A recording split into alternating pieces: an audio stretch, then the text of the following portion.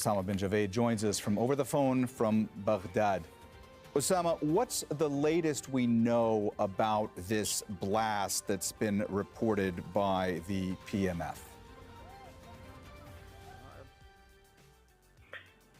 In the last few minutes, we've heard more details from the Popular Mobilization Forces, who alleged that it was essentially U.S. aircraft which targeted the headquarters of the 7th River Brigade at the Kalso military base. This is, as you mentioned, between Baghdad and Babylon, so south of Baghdad, north of Babylon. The initial toll that the Popular Mobilization Force source is confirming to us is at least one person who's been wounded from the brigade, which was stationed there. This is a heavy mechanical brigade, which includes tanks and armored personnel carriers. At the Kalso camp, it is the Popular Mobilization Forces in whole, and then some parts of this base also hosts forces belonging to other members of this militia, including the Badr Brigade. We've also heard from security forces which say that there are multiple casualties that they fear because there's a large fire that is burning at the base, and there are firefighters there trying to put it out. But there are also reports of other aircraft flying in the area, including Baghdad and other localities around Baghdad.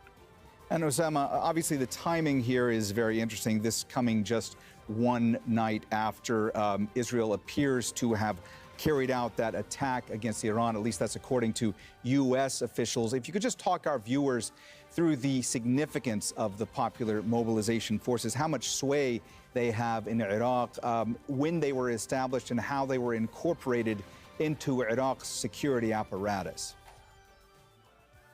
Well, just let me walk you back through the last 24 hours. That about 24 hours ago, we woke up again to these news of explosions that were heard in Iraq and then later denied.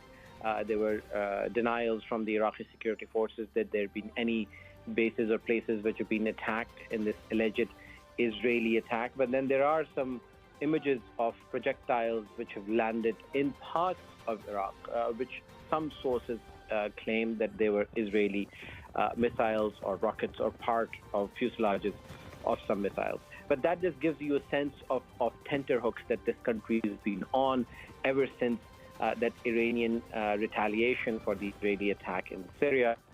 And then people have been waiting with a bated breath on what's going to happen.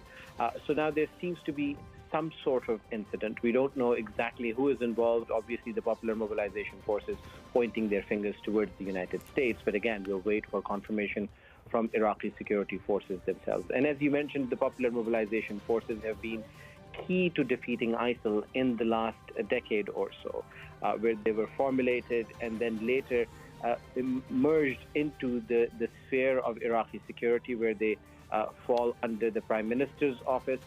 And many of their fighters have joined the regular security forces as well.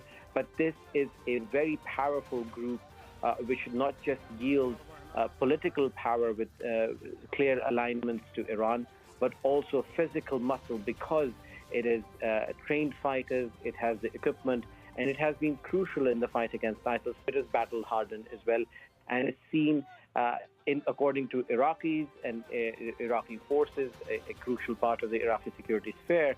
But many Western analysts and Western governments see it as part of Iran's growing influence inside Iraq and a problematic force. Make sure to subscribe to a channel to the latest news from RDZ World News.